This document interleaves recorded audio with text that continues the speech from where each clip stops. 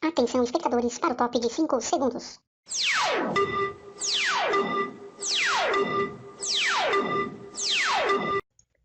Olá pessoal, seja muito bem-vindo ao canal Gripa Descomplica, onde você aprende matemática de maneira descomplicada.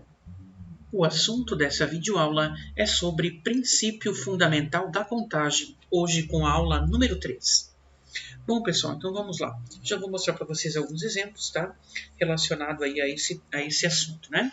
Vamos lá. Exemplo 1, pessoal. Quantos anagramas podemos escrever com as letras da palavra amor? Vamos lá, pessoal. Primeiro, vocês têm que entender o que é anagramas, tá?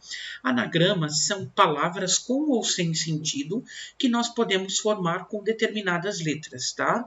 Então, eu vou utilizar aqui, ó, pessoal, como um exemplo, tá? Daqui a pouco eu já falo do exemplo 1, a palavra tio. Nós vamos fazer manualmente quantos anagramas ela pode ter. Então, tio eu também posso escrever com essas letras toy, né? Eu também posso escrever ito, correto? Eu também posso escrever iote. Eu também posso escrever ote. Ou eu também posso escrever oite. Né? Então, essas são possibilidades. Então, vejam que eu tenho aqui, pessoal, 6 anagramas que eu posso formar com as letras da palavra tio, né? Então, eu vou mostrar para vocês agora como a gente pode chegar nesse resultado, né? No caso, no 6, ou enfim, para outro exemplo, né? De outra forma que não seja você escrevendo todas elas como eu fiz aqui. É claro que eu utilizei a palavra tio aqui, porque era uma palavrinha que tem apenas aqui 3 letras diferentes, né? Sem repetição. Então, obviamente fica mais fácil aqui para a gente fazer manualmente, né? Então, voltando ao exemplo 1, né? Quantos anagramas podemos escrever com as letras da palavra amor? Então, pessoal, a palavra amor tem 4 letras, tá? E não tem repetição de letras, né? Ou seja, quantas possibilidades eu tenho para colocar aqui na primeira casa? 4, né? Na segunda casa, 3, porque eu não tenho repetições. Na terceira casa, 2, e aí depois 1.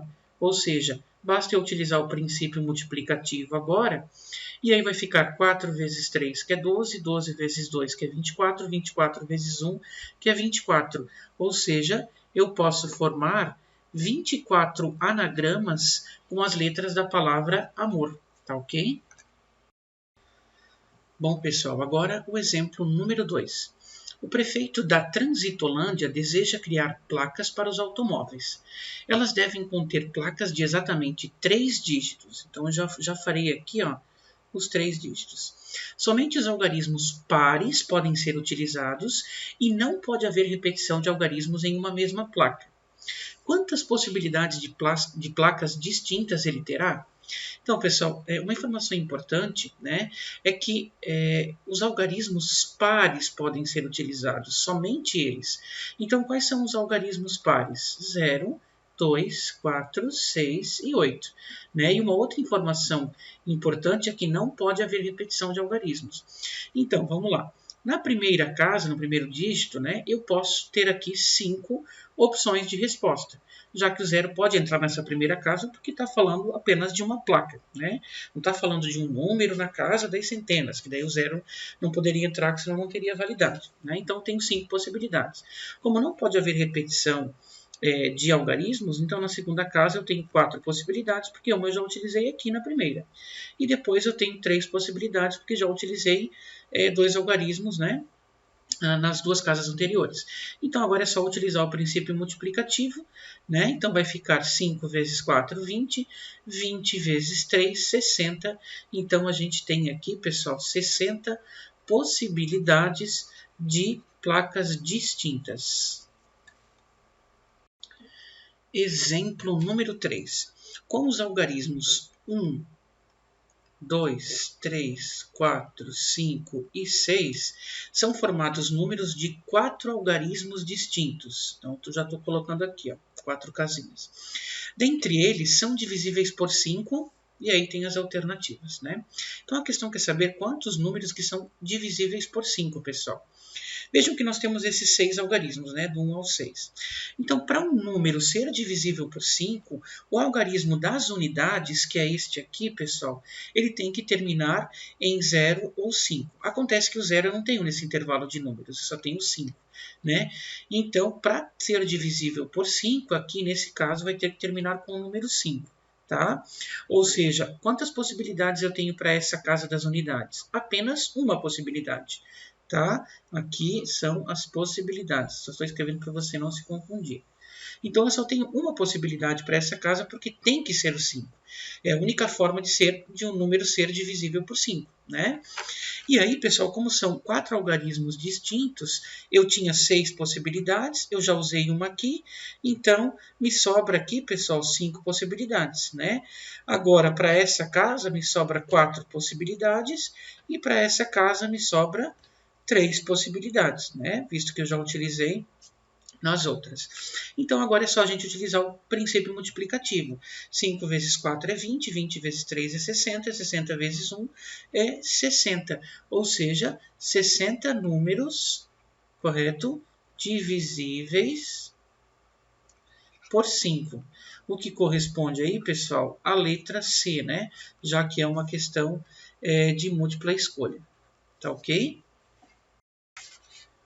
Bom, pessoal, para finalizarmos, vamos ao exemplo número 4. No aparelho telefônico, as 10 teclas numeradas estão dispostas em fileiras horizontais, conforme indica a figura a seguir. Né? Então, conforme a gente pode ver aqui. Seja N a quantidade de números de telefone com 8 dígitos.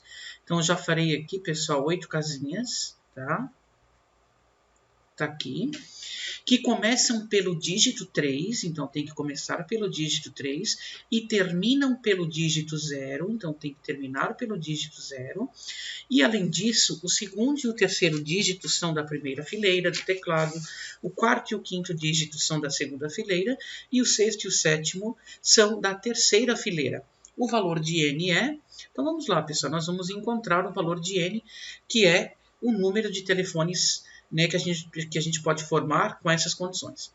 Então, a questão falou que a primeira casa, o primeiro dígito, tem que começar pelo 3 e o último tem que ser pelo 0. Ou seja, pessoal, eu tenho uma possibilidade na primeira casa e uma na última casa, visto que só podem ser esses números, né? Aí a questão me fala também que o segundo e o terceiro dígitos são formados, né, da primeira fileira do teclado. A primeira fileira do teclado é essa daqui, em que eu tenho os números 1, 2 e 3. Ou seja, eu tenho 3 possibilidades. Né? Não fala que tem que ser distintos, então pode haver repetição. Então eu terei 3 possibilidades aqui para o segundo e também para o terceiro dígito. Tá? Porque eu tenho 3 números aqui, já que eles pertencem à primeira fileira. Agora, pessoal, o quarto e o quinto dígito são da segunda fileira.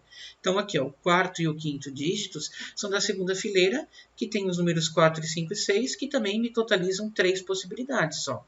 Então, aqui vai vir 3 possibilidades e aqui também 3 possibilidades.